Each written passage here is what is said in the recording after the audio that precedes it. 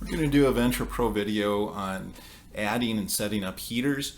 In this case, we have the choice of naming that in the software as a heater, a furnace, or a brooder. In any case, the settings are the same.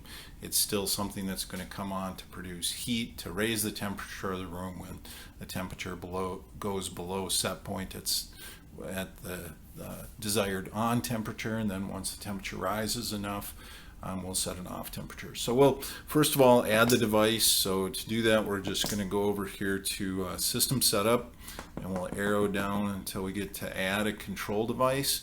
Hit enter, and in this case we'll name it we could name it a furnace or a heater. Let's go with heater. This will be our first heater, and maybe we'll plan on putting two of them in, one for north and one for south, or one for east and one for west.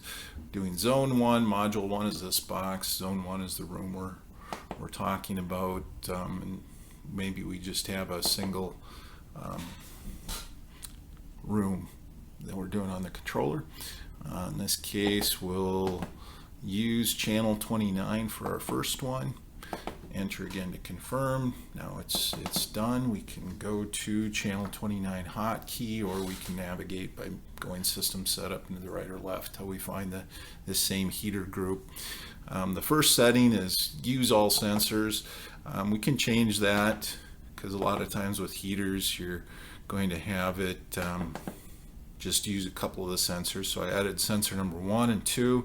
And the next heater group might be the two sensors at the other end of the building, and it would just be using those. So now it's just using this average that's in parentheses. That's of these two sensors instead of all of them. The on and off temperatures, if we change this setting, we want to be, let's say 2 degrees below set point. So maybe we want to go to 67.9, and then how this relates to the set point under control settings is always the critical piece, because if we ramp our temperature, it's our set point. Every time the set point changes, this will also change for this device to remain, let's say, 2 degrees off of set point for when it comes on. So below set point, 2 degrees, it comes on. And then we're just going to choose to reduce this down to, let's say 68.4, which would be a ½ degree increase. With a box heater, likely as not, this type furnace is going to overshoot anyway, so we'll let it shut off and allow the temperature to continue to rise a bit. And then eventually, once it cools down, it'll kick on again. So that's our proper normal operation. We can also set up a temperature that we want how much we want to lower that point. So let's say we want it to go 3 degrees below set point, and we just want that to happen at, or let's say 2.5 degrees, how about? So we'll just do a ½ degree, and we'll do that between the hours of, how about if we say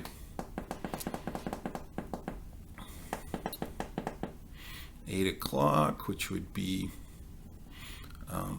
2000 hours, to, and we'll set this for 7 a.m.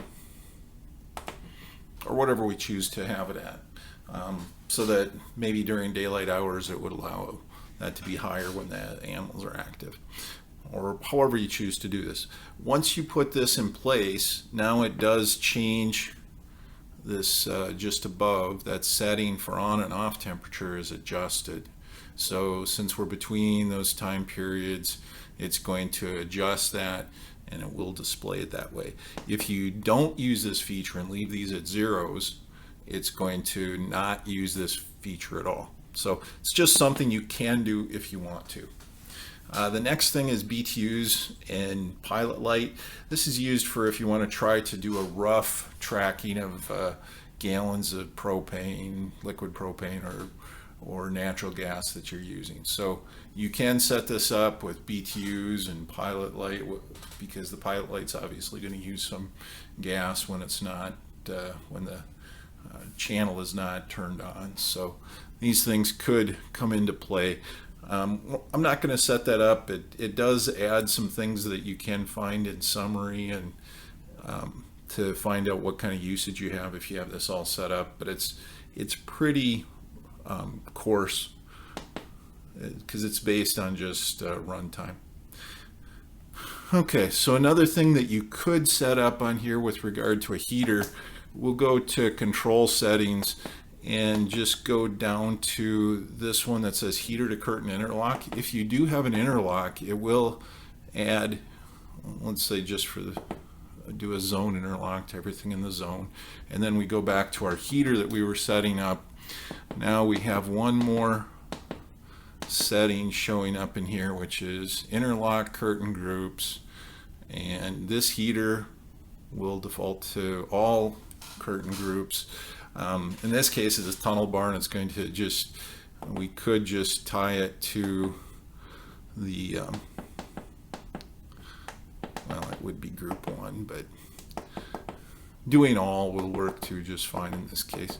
So basically, if you had sidewall curtains or if you have a tunnel curtain, you can use those as a means, and if you want to just change those to all zeros, it'll just go back to choosing all. So in that case, now you have a means of making sure that the heater does not run unless that only during the time when the curtain is all the way closed. So that's just one more feature, and if you're interested, we'll have some more information on actually doing the BTU calculation to gallons, and based on the way you set up the heater. Let's say it's a 250,000 BTU heater, and then what the kind of usage that would roughly be based on runtime that the controller can track. So that's our video on furnaces and heaters and brooders.